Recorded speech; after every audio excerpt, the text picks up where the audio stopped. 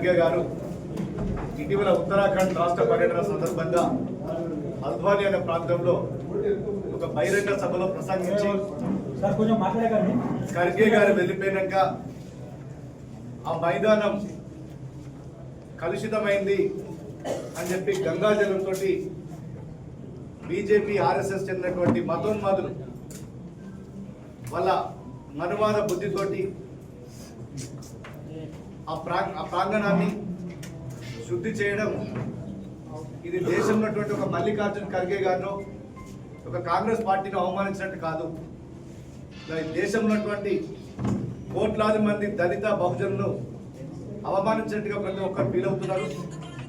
ఈ సంఘటన మీద ప్రధానమంత్రి నరేంద్ర మోడీ, అదేవిధంగా కేంద్ర హోంశాఖ మంత్రి అమిత్ షా బహిరంగంగా క్షమాపణ చెప్పి ఇలాంటి సంఘటనలు మరోసారి పునరావృతం కాకుండా చూడాల్సిన బాధ్యత వాళ్ళ మీద ఉంది.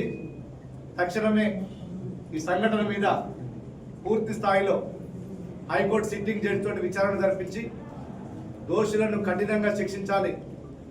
బీజేపీ మొదటి నుంచి కూడా అన్ని వేదికల్లో వాళ్ళ ఆలోచన విధానాల్లో మనువాద భావజాలాన్ని పాటిస్తూ ముఖ్యంగా దళిత బహుజనులు అడుగడుగునా కూడా అణచివేసేటువంటి ప్రక్రియ మొదటి నుంచి చేపడుతున్నారు. దాంట్లో భాగంగానే రాజ్యాంగాన్ని కూడా మార్చాలనే కుట్ర చేస్తే ఆ రోజు కాంగ్రెస్ పార్టీ సోనియా గాంధీ గారు, రాహుల్ గాంధీ గారు నాయకత్వంలో తిప్పికొట్టడం జరిగింది. మరొకసారి కూడా ఇలాంటి కుట్రలు చేస్తున్నారు. ఇలాంటి సంఘటనలు మళ్ళీ పునరావృతమైతే కాంగ్రెస్ పార్టీ ఆధ్వర్యంలో దేశవ్యాప్తంగా ఆందోళన చేయడానికి సిద్ధంగా ఉన్నాం. తక్షణమే మోడీ గారు, అమిత్ షా గారు బహిరంగంగా క్షమాపణ చెప్పాల్సిందిగా మేము డిమాండ్ చేస్తున్నాం.